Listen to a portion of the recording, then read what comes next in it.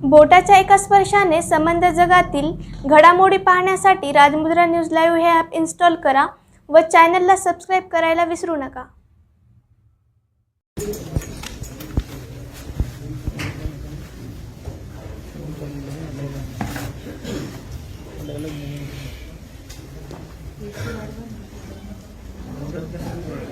जरा खिडक्या दरवाजे जर का उघडत आले तर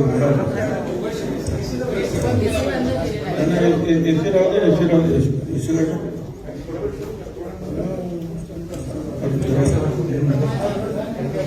एसी लावा गरम होऊ द्या. माझे सहकारी मंत्री विजय वडेट्टीवार, ज्येष्ठ नेते अण्णासाहेब डांगे, सन्माननीय माणिकरावजी ठाकरे, ओबीसीचे कित्येक दशकांपासून लढाई लढत असलेले डॉक्टर नारायणराव मुंढे, त्यांनी त्यांच्याकडे मंडल स्तंभ सुद्धा उभा केला. त्याच्या उद्घाटनाला सुद्धा मी गेलो होतो.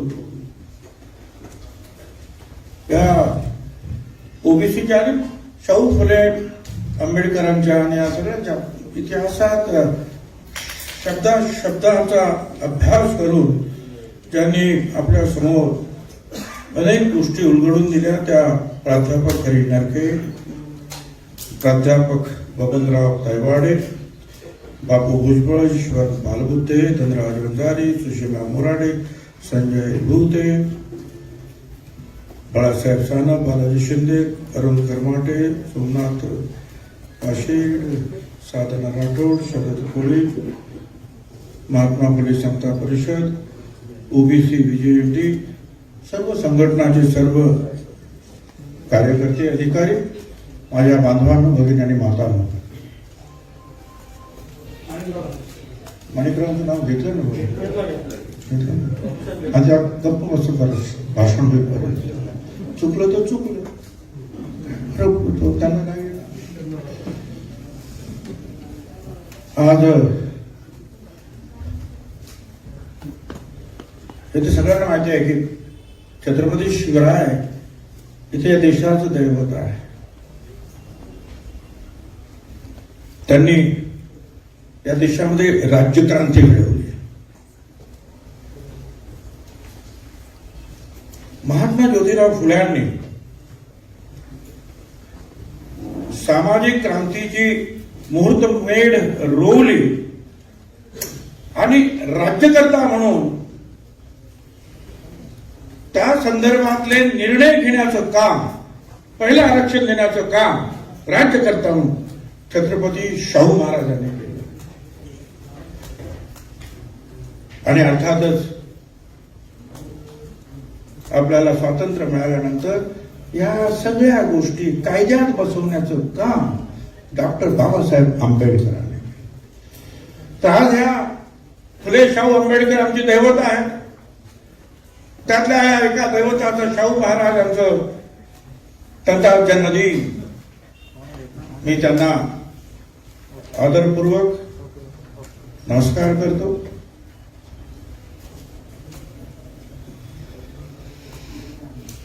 माझे सहकारी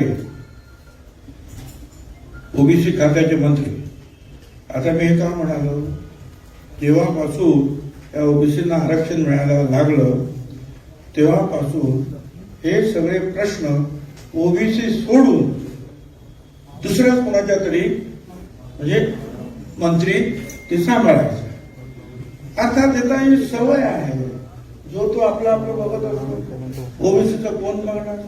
सुदैवानं मला स्वतःला मला भाजप शिवसेना सरकारच्या वेळची काही कल्पना नाही, पण जे काही मला अनुभव आहे, पहिल्यांदा ओबीसी यासाठी मंत्री म्हणून ओबीसीची निवड झाली ती वडेट्टीवार.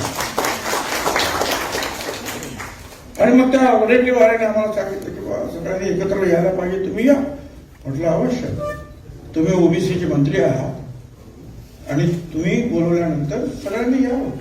पण मंत्र्याला तसा काही पक्ष असायचं काही कारण नाही, ओबीसी सगळे यायला पाहिजे. आलो. आता हे काय नक्की झालेलं आहे, एक लक्षात घ्यायला पाहिजे, काही आमची जे काही लोक जे आहेत त्यांना इतिहास माहित नाही. अगदी लांबचा इतिहास सांगायचा असेल तर ही जी बुजुर्ग मंडळी जी आहे ते तुम्हाला सांगते, मुंड्यांपासून तर नरके साहेबांपर्यंत. परंतु ज्या वेळेला मी माझा पहिला पक्ष सोडला, आपल्या अनेकांना कल्पना आहे काय परिस्थिती होती. काँग्रेसमध्ये आलो आणि पवार साहेब मुख्यमंत्री जेव्हा झाले 93 सालामध्ये, त्यावेळेला महात्मा फुले समता परिषदेचा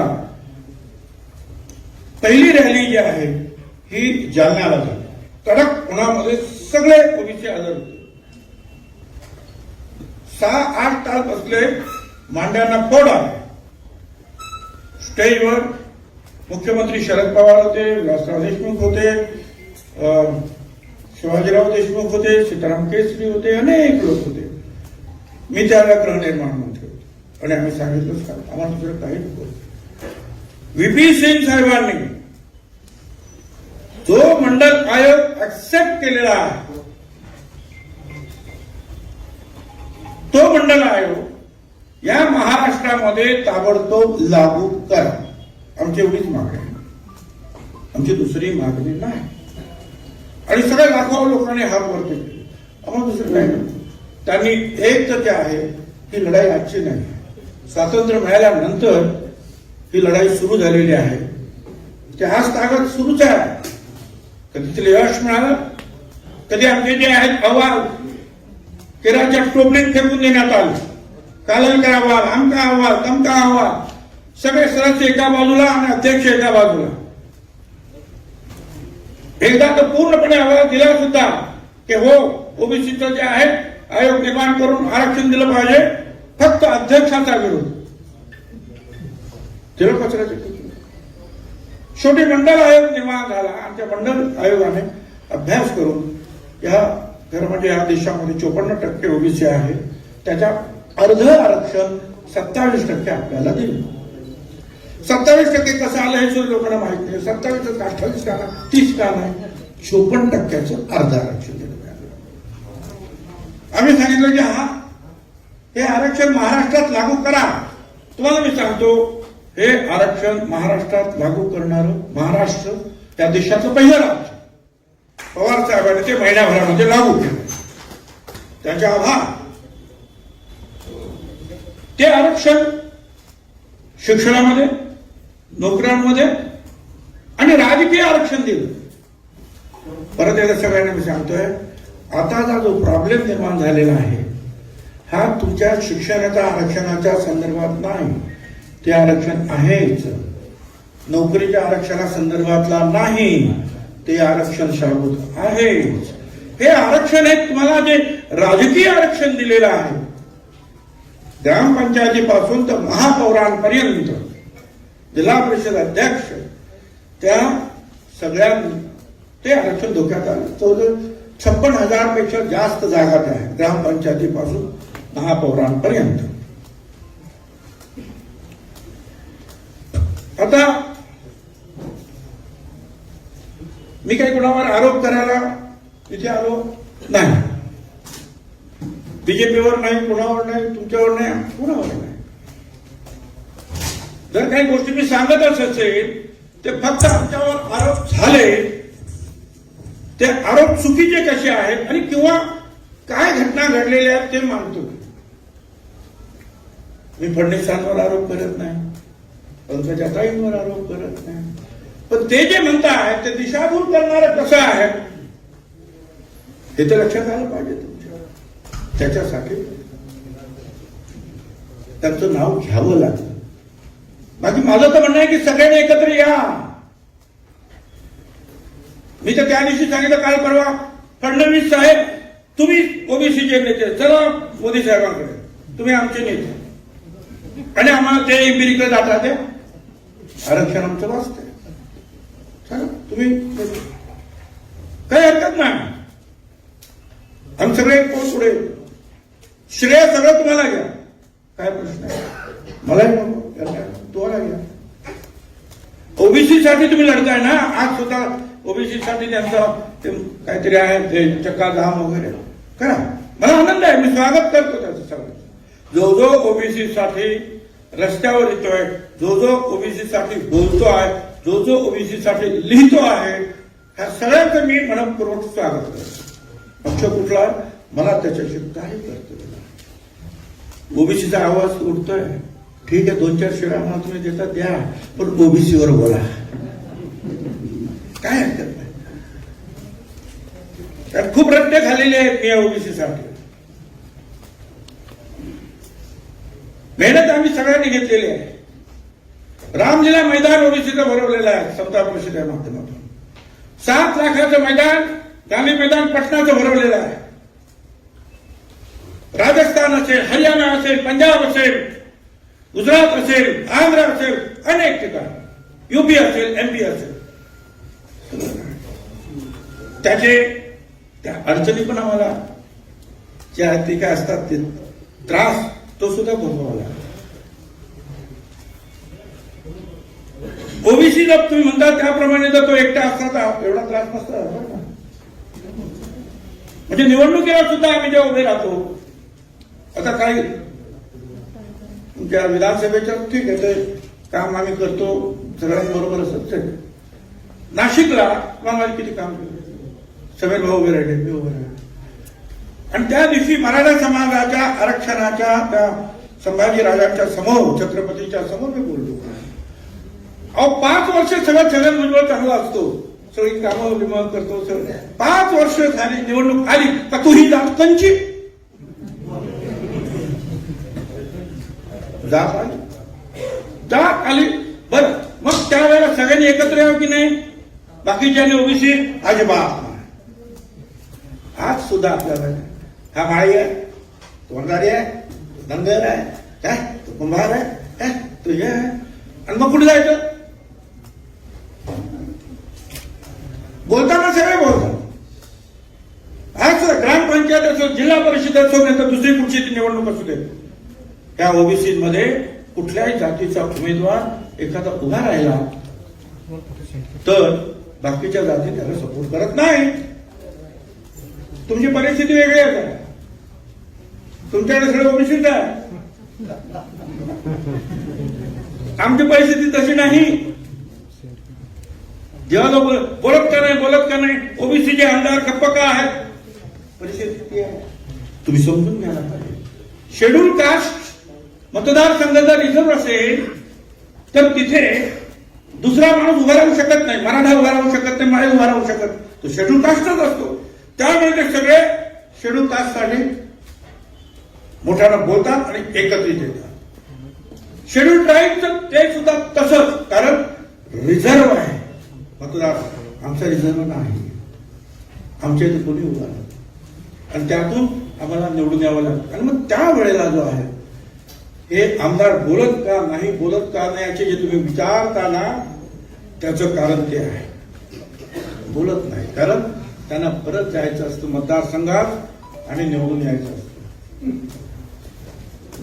जर एकत्र असते तर बोलले सुद्धा असते, तो आपण नाहीये तसं, मान्य करायला पाहिजे ना आपण सगळं. तर असं हे आरक्षण मिळालं, चांगलं चाललं, 27 वर्ष चाललं, आणि त्यानंतर एक आपल्यापैकी असावेत असं वाटतं, गवळी नाव म्हणजे माहित नाही कोण, विकास गवळी, ते गेले कोर्टामध्ये, कोर्टात गेले आणि त्यांनी नमस्कार बबनराव ढाकणे साहेबांनी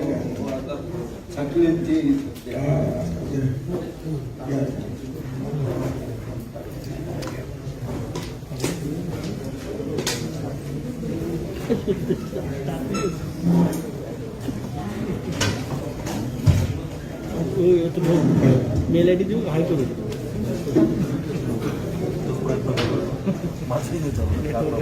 लिहून ठेवा, डिलीट नको.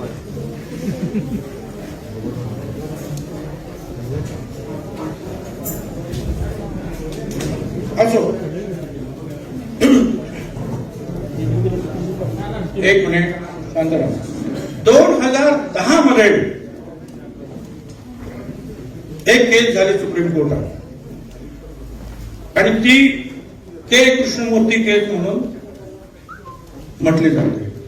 तिथे 5 सुप्रीम कोर्टाच्या न्यायाधीशांनी हे सांगितलं की ओबीसीचं आरक्षण राजकीय, जे जेव्हा आता बोलेल मी ते राजकीय आरक्षण, ओबीसीचं आरक्षण मान्य, पण त्याला ट्रिपल टेस्ट दिली, 3 अटी टाकल्या.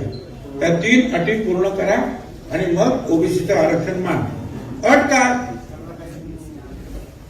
पहिली अट म्हणजे आयोग निर्माण करून त्याची जी आहे डाटा गोळा करा, एम्पिरिकल डाटा गोळा करा, ही अट आहे. अट 2, शेड्यूल कास्ट, शेड्यूल ट्राईब त्यांच्या संख्येच्या प्रमाणामध्ये अगोदर जागा सोडा आणि नंतर जे आहे ओबीसीना आरक्षण द्या. आणि तिसरी टेस्ट की ओबीसीना आरक्षण देताना त्यांचं पहिल्यांदा शेड्यूल कास्ट, शेड्यूल ट्राईबचं संख्येच्या प्रमाणात दिल्यानंतर जे काही उरेल ते 50%च्या वरती जाता कामा नये. म्हणजे 40% जर ते झाले शेड्यूल कास्ट, शेड्यूल ट्राईब तर ओबीसीला 10%, 45% झाले तर 5%, 25% झाले तर आपल्याला 25%. असा एक ट्रिपल टेस्ट 5 जजेसने जे आहे ते सुचवलं. त्याच्यावर केस झाली त्यावेळेला 2010 मध्ये. समीर भुजबळ त्यावेळेला खासदार होते. समता परिषदेच्या माध्यमातून ते सुप्रीम कोर्टात गेले आणि त्यांनी प्रस्ताव म्हणजे अपील असं केलं की 2011 पासून जी जनगणना दशवार्षिक होते आहे ती जनगणना करत असताना ओबीसीचा एम्पिरिकल डाटा सुद्धा गोळा करण्यात यावा, संख्या गोळा करण्यात यावी. कारण के कृष्णमूर्ती निकाल सांगतो की एम्पिरिकल डाटा पाहिजे, पहिली गोष्ट. बाकीचं ठीक आहे, आपण पहिल्यांदा हे करायचं. तर तुझ्या केस चालू झाले. दरम्यानच्या काळामध्ये आम्हाला असं वाटलं की आता सेन्सस होणार आहे, तर का लोकसभेत जाऊन सांगू नये की हे सेन्सस मध्ये आमचं घ्या म्हणून ओबीसीचं. एक अशासकीय प्रस्ताव तयार झाला समीर भुजबळ आणि तुझ्या. आणि मी स्वतः मुंडे साहेबांना फोन केला. मुंडे साहेब समीर भुजबळ भेटले. नंतर आम्ही सगळ्यांनी खरं सांगायला पाहिजे की मुंडे साहेबांनी तर ताबडतोब जाहीर केलं की माझा पूर्ण पाठिंबा जनगणना झालीच पाहिजे. त्यावेळेला ते उपनेते होते, बीजेपीचे नेत्या होत्या सुषमा स्वराज. त्यांनी पक्षाला विचारलं नाही, जाहीर करून द्या मला सपोर्ट. 8 दिवसांनी सुषमा स्वराज ज्या आहेत त्या म्हणाल्या की हो, त्या बीजेपीचं सुद्धा तेच म्हणणार. तोपर्यंत 100 खासदारांची फौज लोकसभेमध्ये उभी राहिली. सगळी यादव कंपनी सगळ्यांना भेटली. लालू प्रसाद यादव असतील, मुलायम यादव असतील, तर मायावती असतील, आणखी कोणी असतील. नंतर पवार साहेबांना भेटले. पवार साहेबांनी सगळं पाहून कॅबिनेटमध्ये सांगितलं केंद्राच्या जनगणना झाली पाहिजे. प्रणब मुखर्जींनी लोकसभेत येऊन सांगितलं की आपल्या सगळ्यांचं म्हणणं आहे त्याप्रमाणे ओबीसीची जनगणना आम्ही करतो. आता ओबीसीची जनगणना आम्ही करतो, सगळ्यांनी हात वरती केले, एक कोणी विरुद्ध नाही. मुंडे साहेब तर म्हणाले की तुम्ही शेळ्या, बकऱ्या, मेंढ्या, म्हशी, गाई यांना मोजता, आम्हाला का नाही मोजत.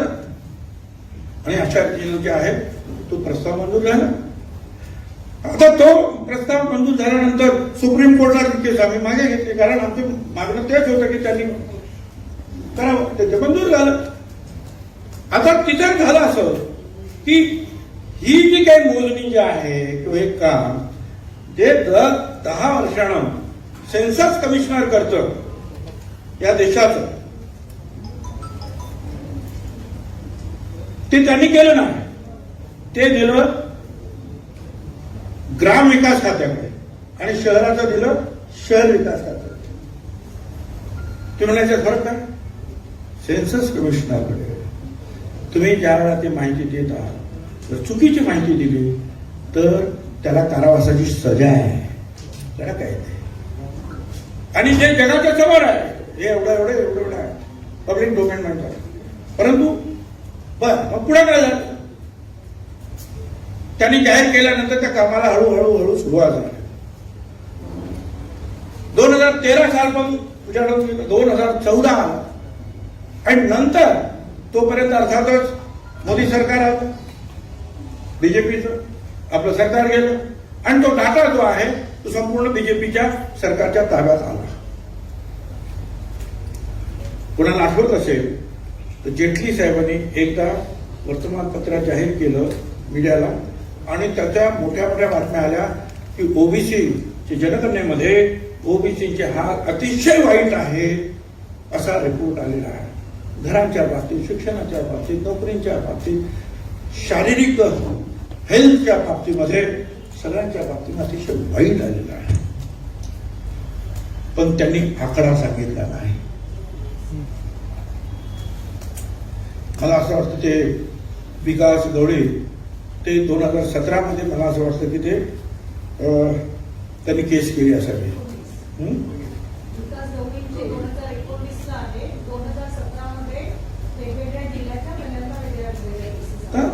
पण 2017 पासून हे सुरू झालं. अध्यादेश पण निघाला आणि विकास गवळी तुम्ही येऊन सांगितलं की हा अध्यादेश जर निघाला तर त्या 5 जिल्ह्यामधलं जे आरक्षण जे आहे हे आपलं कमी होणार आहे. आणि मी तुम्हाला आज इथे पहिल्यांदा सांगतो की चंद्रसेन बावनकुळे हे सुद्धा मला येऊन भेटले की तुम्ही अध्यादेशावर सही करू नका. जो अध्यादेश फडणवीस साहेबांनी काढला होता त्याच्यावर सही करू नका. कारण आणि ते खरं आहे.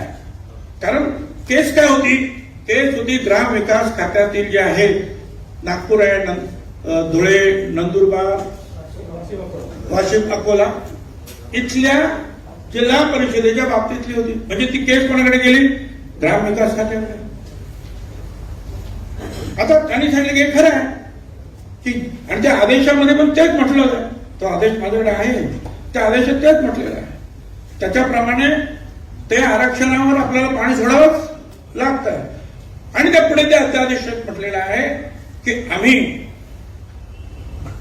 ओबीसीच्या संख्येच्या प्रमाणामध्ये आरक्षण देऊ. अच्छा, ओबीसीच्या संख्येच्या प्रमाणामध्ये आरक्षण देऊ हे सांगितल्यानंतर त्या आदेशामध्ये अध्यादेशामध्ये तो अध्यादेश काढला 31 जुलै 2019 ला. अनेक वकिलांशी मी बोललो.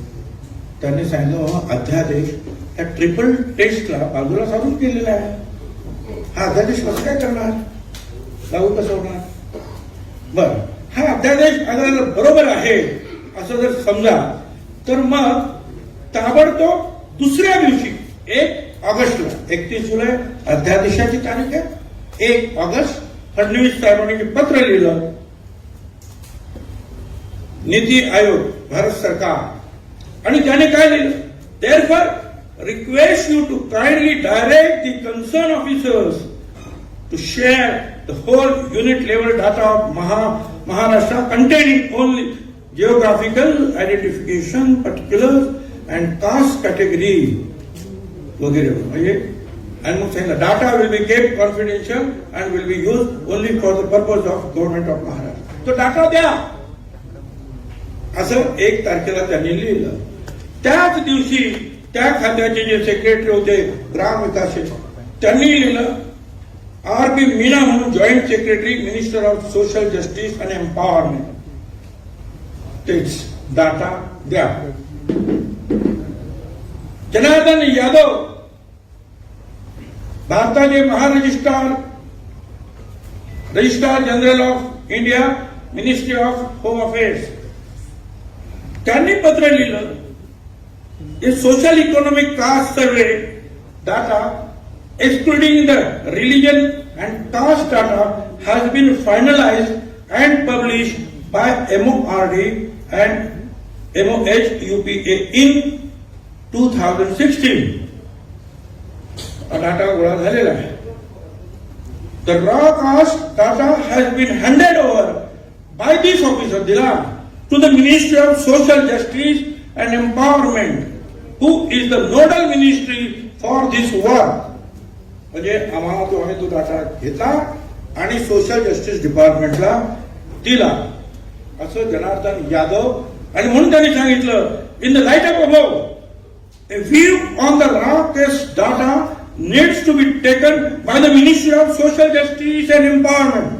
म्हणून आमच्याकडे मागू नका, सोशल जस्टिस असीम गुप्ता साहेबांनी जे आहे त्यांनी सुद्धा त्या रुरल त्यांना लिहिलं, तिथे सुद्धा तेच आलं, ministry for rural development and child development. पंकजाताई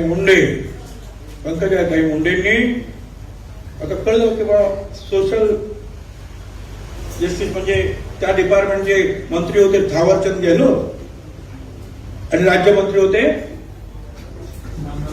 रामदास आठवले. त्या दोघांनाही पत्र पाठवलं आणि सांगितलं, therefore request you to kindly direct the concerned officials to share the above unit level data of Maharashtra containing वगैरे वगैरे. आणि त्यांनी सांगितलं पुढं, honourable supreme court has given us a time period of 8 weeks. 18 तारखेला लिहिलं त्यांनी, 18 सप्टेंबर. आम्हाला 8 आठवड्याचा अवधी आहे काय, आणि तो डाटा आम्ही काही गोळा करू शकत नाही, तर तुमच्याकडचा डाटा आम्हाला द्या. दोघांनाही पत्र लिहिलं. रामदास आठवलेनं पण पंकजाताईंनी त्याच दिवशी पत्र लिहिलं. आता मिनिस्टर ऑफ सोशल जस्टिसने सांगितलं, व्यंकटेश्वरन म्हणून अंडर सेक्रेटरी त्यांनी उत्तर पाठवलं, that the department is not the nodal agency of the central government for publishing the socio economic task survey. The data is not available with this department. Therefore, you are requested to contact the Registrar General of India. आता बघा, त्यांनी सांगितलं हा data यांच्याकडे दिला. हे म्हणतात आमच्याकडे जो डाटा नाही तो त्यांच्याकडे जा. हे मला सांगितलं तर गोष्ट वेगळी आहे हो. हे पंकजाताई फडणवीस साहेबांच्या पत्रांची उत्तर आहेत. तर अशा रीतीने परत एकदा म्हणतो आहे, 20/11 सुद्धा एक पत्र आलं, in view of the above letter of RGI, the department is not in a position to provide the raw data वगैरे वगैरे. आता प्रश्न असा आहे की त्यांचे मी आभार मानतो. 17ला केस झाली, नंतर यांची केस झाली. त्यावेळेला आयोग होता. 2 महिन्यामध्ये कोविड नव्हता, त्यावेळेला कोरोना नव्हता. 2 महिन्यामध्ये गोळा करू शकले असते. पण त्यांनाही वाटलं की बघ डाटा जर आहे तर तो आपण घेऊया, कशाला करायचे. म्हणून त्यांनी पत्रव्यवहार केला आणि त्या पत्रव्यवहाराला नकारात्मक उत्तर आलं. आता पुढे हे खरं आहे, आमचं सरकार आलं. आणि मला तुम्ही सांगा ना, आमचं सरकार आलं त्या पाठोपाठ ट्रम्पचं सुद्धा आले, करोना सुद्धा, लॉकडाऊन होतं की नाही मागच्या वर्षात. आता सुद्धा गडबड तशीच आहे ना. तुम्हाला जर सांगितलं एखाद्या गावामध्ये जाऊन जा, घरोघर जाऊन किती माणसं आहेत त्याची काय परिस्थिती घेऊन घे, कोणी जाईल का आता. प्रत्येकाला आपल्या जीवाचा जे आहे धास्ती आहे की नाही. बरं, 2021ला जे सेन्सस होणार होतं, व्हायला पाहिजे भारत सरकारचं, ते अजून सुरू झालं का नाही. का परिस्थिती तशी नाही, गोळाच करू शकत नाही डाटा. ते आम्ही सांगितलं कोर्टाला की डाटा त्यांच्याकडे मागतोय, ते डाटा देत नाही आहे. सुप्रीम कोर्टाने सांगितलं तुमचं तुम्ही बघून घ्या. आता काय करायचं. अशी हा याचा त्रोटक इतिहास आहे. असं कोण म्हणत असेल ना की अध्यादेश सही झाली असती तर आरक्षण टिकलं असतं, चुकीचं आहे. कारण ते के कृष्णमूर्तीच्या ट्रिपल टेस्टच्या विरुद्ध आहे, ते टिकूच शकत नाही. ठीक आहे, आरोप केला. मग आता काय करतोय, हा निकाल आला मार्च मध्ये.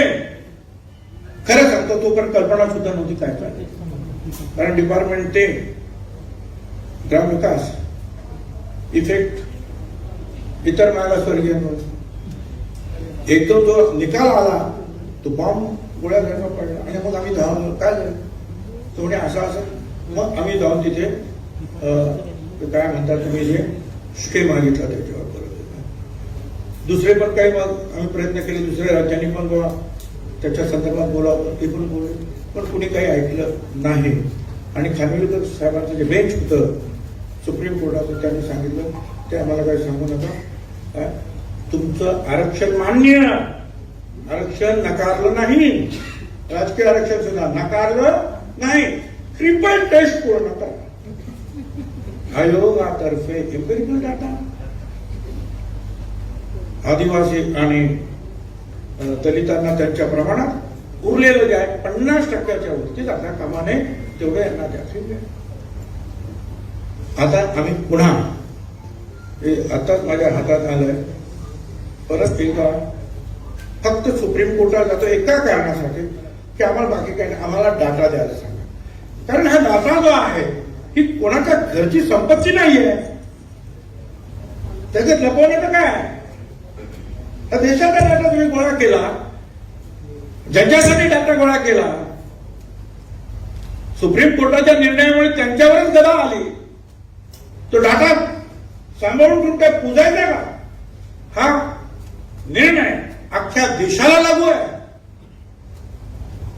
असं नाही. आज आपल्या इथं झाला म्हणून आपण उठलेलो आहोत. मी फडणवीसांना फोन केला, होय केला, आणि मी सांगितलं बाकी तुम्हाला काय करायचं ते करा, आंदोलन करा, अमुक करा, माझं काही म्हणणं नाही, मी स्वागत करतो. कारण ओबीसी जिवंत होतोय, कुणाच्याही माध्यमातून वाढतो आहे, रस्त्यावर येतो आहे, ही आनंदाची गोष्ट आहे. सगळ्या पक्षांनी ते करावं. मी त्यांना सांगितलं की फडणवीसजी, देवेंद्रजी, हे सगळ्या देशाला लागू आहे, तुम्ही ताबडतोब मोदी साहेबांकडे जा, त्यांना सांगा की याच्यामध्ये लक्ष घाला आणि ताबडतोब बचत रस्ता करा, इम्प्लिमेंट करा. मी परवाच्या दिवशी सांगितलं, मगाशी पण सांगितलं, त्यांचं ऐकायला तयार आहे, मी नेतृत्व घ्यायला तयार आहे. व्यवस्था आमचं नेतृत्व तुम्ही करा, आमच्याबरोबर हे पण पद्धती येते, सगळं श्रेय तुमचं, पण आम्हाला आमचं आरक्षण वाचव. त्याच्यात मला राजकारण काय आणायचंच नाही. राजकारण अनेक मुद्दे आहेत लढायला. छगन भुजबळ कधी घाबरला नाही लढायला सामोरं जाताना. खूप हातोडे झेललेले आहेत, खूप घाबरत नाही. प्रश्न असा आहे की लढायचं कुणी कोणाशी लढायचं, आणि आपण जर लढत बसलो एकमेकाशी, मूळ मुद्दा बाजूला राहतो. त्या दिवशी होय मी गेलो होतो, संभाजीराजांनी जे मराठा आरक्षणासाठी भेटून नाशिकला बोलले, बघा त्यांचा फोन आला की तुम्ही या. मी म्हटलं आलो, गेलो, आणि मी स्पष्ट सांगितलं की मराठा आरक्षणाला आम्ही कधीच विरोध केला, तुम्ही तुमचं आरक्षण जरूर घ्या, आमचा पाठिंबा आहे. विधानसभेत सुद्धा मी नेहमी सांगितलं पाठिंबा. पण एकच गोष्ट, ओबीसीला धक्का लावता. आणि तुम्हाला मी सांगतो, मी आमच्या त्या मित्रांच्या कृपेमुळे, सरकारच्या कृपेमुळे जे 2.5 वर्ष जाऊन आलो आतमध्ये, आणि त्यावेळेला नेमकं अधिवेशनामध्ये हा मराठा आरक्षणाचा काय म्हणतात तो कायदा तयार करण्याचं काम सुरू झालं. मी त्यांना सांगितलं, आता कोणतरी म्हणाले नेते की भुजबळांचा विरोध होता मराठा आरक्षणाला. मी सांगितलं काय होता विरोध. फडणवीसांना मी सांगितलं. फडणवीस म्हणाले चंद्रकांत पाटील यांना तुमच्याकडे पाठवतो, तुमचं म्हणणं काय ते सांगा. ते आले. मी जर आमचं गाव हे म्हणणं नाही, फक्त त्या तुमच्या कायद्यामध्ये म्हणा की कुठच्याही कुणाच्याही आरक्षणाला धक्का न लावता मराठा समाजाला आरक्षण द्यावं, तेवढं बोललो. आणि ते त्या कायद्यात आहे. हो, पण विरोध नाही केला. नाही, फक्त सांगितलं आम्हाला धक्का आला. अरे आम्हाला धक्का लावत असत मग कसं काय नाही बोलायचं. आणि ते त्यांनी मान्य केलं. तर बीजेपी असेल, शिवसेना असेल, काँग्रेस असेल, राष्ट्रवादी काँग्रेस, वंचित सगळे असं म्हणतात की ओबीसीला धक्का लावू नका, मराठा समाजाला आरक्षण. माझ्या पक्षाची तीच भूमिका, तीच माझ्या पक्षाची भूमिका. ते मी काय सांगतो, कारण हो ओबीसीचे लीडर ना, त्याच्या स्टेजवर कसे गेले, ते कसे बोलले.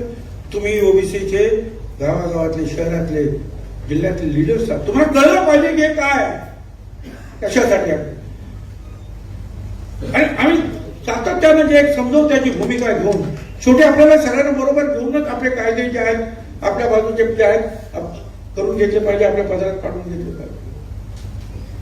आहे अनेक ज्या गोष्टी आहेत, अनेक काही काही लोक जे आहेत, म्हणजे तुमचं हे चालतात ना काय व्हॉट्सअप, मग तुम्ही काय केलं, ते आम्ही काय केलं, ते आपली ती कमिटी काय, मंत्रिमंडळ उपसमितीचे तुम्ही अध्यक्ष आहे, तुम्ही काय करू केले ना, रिपोर्ट दिला ना, सांगतो ना तुम्हाला. महाज्योतीसाठी 150 कोटी इतका निधी वाढवून 200 कोटी द्यावा. मागासवर्गीय, विमुक्त, भटक्या जाती, विशेष मागास प्रवर्ग शिष्यवृत्तीचे 1,500 कोटी रुपये द्यावेत. ओबीसी महामंडळाला विविध योजना राबवण्यासाठी 400 कोटी द्यावेत. वसंतराव नाईक विमुक्त जाती, भटक्या जमाती विकास मंडळाला 200 कोटी द्यावेत. हे सर्व इतर मागासवर्गीय जेव्हा मी ओबीसी म्हणतो त्याच्यामध्ये विमुक्त जाती, भटक्या जाती, हे सगळे जे आहेत प्रवर्ग आले आहेत. भटक्या समाजाचे सुद्धा अनेक नेते आहेत, त्यांनी लक्ष दिलं पाहिजे. एकदा सांगतोय, राजकीय आरक्षण गेलं, आज जर गप्प बसलो ना तर शिक्षणातलं आणि नोकरीतलं सुद्धा जायला बसलो. कारण डोकेबाज माणसं आहेत या देशामध्ये, कुठून जातील आणि काय करतील आणि खड्ड्यात टाकतील काही सांगता येत नाही. म्हणून आज आवाज उठवायला पाहिजे.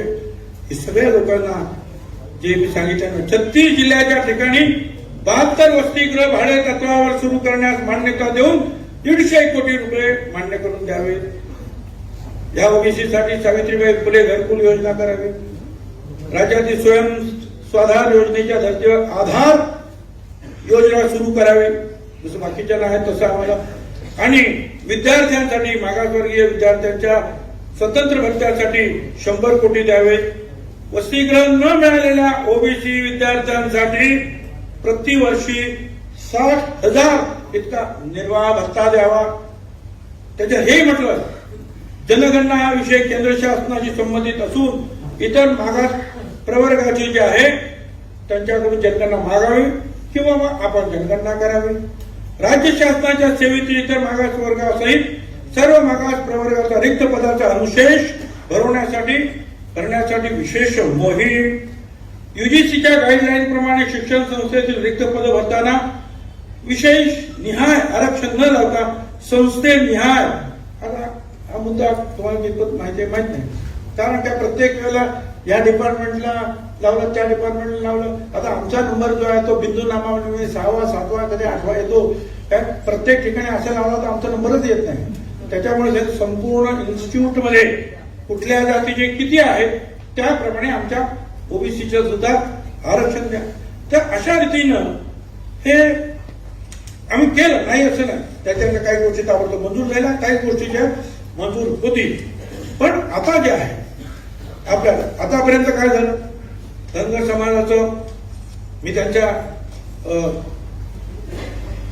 मागणीच्या विरुद्ध नाही, पण आपण एक ह्या मागण्या करत असताना मुळात जे आहे ओबीसीला मिळालं आरक्षण, त्याच्यामुळे सगळ्यांना धक्का बसलेला आहे. धनगर समाजाला वाटतं आमचं वेगळं आहे, मोर्चे काढतात. अरे पण हे नाही टिकलं तर तुमच्या इथे काहीच टिकत नाही. आता तुम्हाला आरक्षण पाहिजे आहे शेड्यूल ट्राईब सारखं साधारणपणे, हे तर टिकवा. हे पण चाललंय आणि इथं लढलं नाही.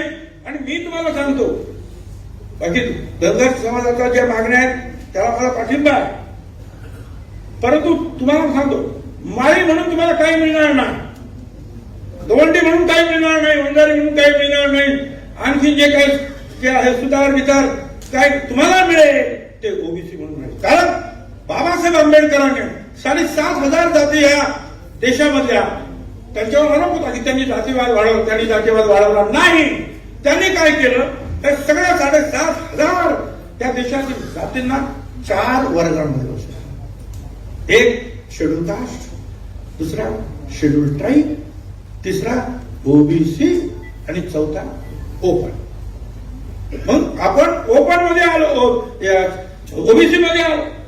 त्यामुळे ओबीसी मध्ये ह्या सगळ्या जाती ज्या आहेत जे मिळेल ते ओबीसीला मिळेल, ते एका जातीला मिळणार.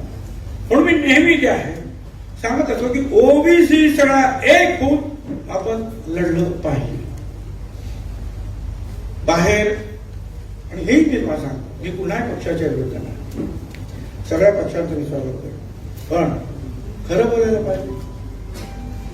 मागणी करा तुम्ही, चला तुमचं राज्य नाही झालं. मागच्या वर्षापासून जे आहे कोविड एवढा वाढलेला आहे, कसं काय आपण करणार? मग तुम्हाला 15 महिने मिळेल का नाही केलं? अरे वा, 15 महिने मिळेल का नाही केलं? त्या कोविडमुळे लॉकडाऊन झालेलं माहित नाही कोणाला? कोण मिळत होतं का? कोर्ट तरी चालू होतं का? तुम्ही काय केलं? पण तुम्ही होता सत्तेवर, त्यावेळेला तुम्ही का नाही केलं? तुम्हाला आपल्याला केस दिलं जात नाही, अगोदर का नाही मांडलं? 17 पासून जर केस होती तर अगोदर पासून का नाही मांडलं? त्याच वेळेला तुम्हाला लक्षात द्यायला पाहिजे होतं. किंवा नंतर सुद्धा जेव्हा अध्यादेश काढला ताबडतोब 2 महिन्यामध्ये तुम्हाला गोळा करता आला, का नाही गोळा केला तुम्ही त्याचा? आणि तुम्ही गेल्यानंतर आम्ही आलो आणि कोविड सुरू झालं. आमची अडचण ती आहे आणि म्हणून आम्ही पुन्हा जातो. माझं सगळ्यांना म्हणणं आहे की अहो किती जाती आमच्या काय, मी तुम्हाला सांगतो, मी परत त्याला चेक केलं किती जाती रे हो. तर शेड्यूल विजे म्हणजे विमुक्त जाती भटक्या जमीन, विजेच्या 50-60, त्यांच्या भटक्यामध्ये 50-60, मग क मग ड असं करता 450 पावणे 500 जाती आहेत. पण प्रत्येकाला वाटतं आपला समाज वेगळा ठेवायचा. मी त्या समाजाचा नेता आहे, बस मी त्या वडट्टीवारच्या समूहामध्ये जायचं का माझा समाज वेगळा आहे, मी अमुक काय नाही जाते नाही. तुम्हाला सगळ्यांना एकत्र येऊन हे लढावं लागेल. कुठच्या पक्षात तुम्ही आहात मला काही कुठल्याही पक्षात, तर जिथून आहात तिथून तुम्ही ओबीसी साठी आवाज उठवला पाहिजे. आणि ओबीसी म्हटल्यानंतर सगळ्यांनी एकत्र येऊन हा लढा दिला पाहिजे. हा लढा लवकर संपणार नाही, हा लढा फार दीर्घ काळ चालणार आहे. त्यामुळे आहे ते टिकून ठेवण्यासाठी आमचा हा लढा आहे आणि त्यासाठी आपण सगळे एकत्र आलेला आहात. त्याबद्दल मला मनापासून आनंद होतोय. मी आता जे काही सांगितलं तुम्हाला त्यातल्या ज्या काही फाईल्स आहेत ते तुम्हाला सगळ्यांना वाटणार आहे. तुम्ही सगळे पुढारी आहात. तुम्ही जे आहेत हजारो लोकांना सांगू शकता की हे बघा काय त्याच्या कॉपीज काढा, त्या मी तुम्हाला देतो. मी विशेषतः जे आहे आपण सगळे एकत्र आलात. वारंवार कदाचित यावं लागेल, मोर्चे काढावे लागतील. मोर्चे काय काढावे? तुम्ही सरकारमध्ये मोर्चे काय काढता? सरकारमध्ये जरी असतो तरी लोकांना जर गरज आहे हे जोपर्यंत पुढे येत नाही तोपर्यंत सरकार हलतं काय? सरकार जर हलवायचं असेल, जागा करायचं, मग सरकार म्हणजे काही एकटा छगन भुजबळ आहे का?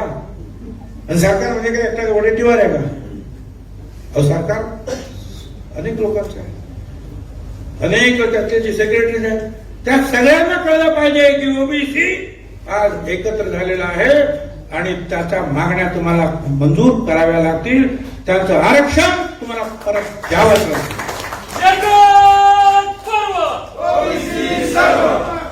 तर यासाठी आपण सगळ्यांनी वारंवार एकत्र या. सगळ्या पक्षांना माझं सांगणं आहे की त्यात आहे तुमच्या आता तुमची इच्छाच असेल काय कोणाला तरी हा जबाबदार आणि तो जबाबदार. मी हे तुम्हाला नावं सांगितली किंवा जे काही कागद सांगितली कोणाची जबाबदारी फिक्स करण्यासाठी नाही. फक्त तुम्ही जो आरोप करता तो चुकीचा कसा आहे आणि सगळा डाटा केंद्र सरकारकडे कसा आहे, तुम्ही तो कसा मागितला, तो तुम्हाला दिला नाही तर छगन भुजबळ वडेट्टीवार कोण देतो? तुम्हाला दिला नाही. आणि म्हणून आपल्या सगळ्यांचे असं वाटतं की मी माझे सगळे मुद्दे आपल्यासमोर मांडलेले आहेत. मी सुद्धा तुझी तब्येतीचं प्रॉब्लेम आहे असणार आहे, परंतु एकत्रितरित्या सगळे राहा. याच्यामध्ये पुन्हा एकूण मोठा छोटा कुठला पक्ष हा आहे, पक्ष तो आहे, तशाची काही कर्तव्य नाही.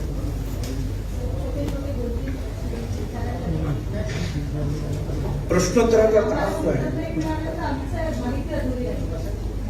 तुम्ही पत्रकार आहेत का? माहिती आहे, माहिती जी आहे ना ते सगळे आहे. आणि माहितीचा मेरूमणी तिथे बसलेला आहे, तो हरिनरके ते सांगतील तुम्हाला काय कळणार. धन्यवाद. ताज्या घडामोडी पाहण्यासाठी राजमुद्रा न्यूज लाईव्हला सबस्क्राईब करा, बेल आयकॉन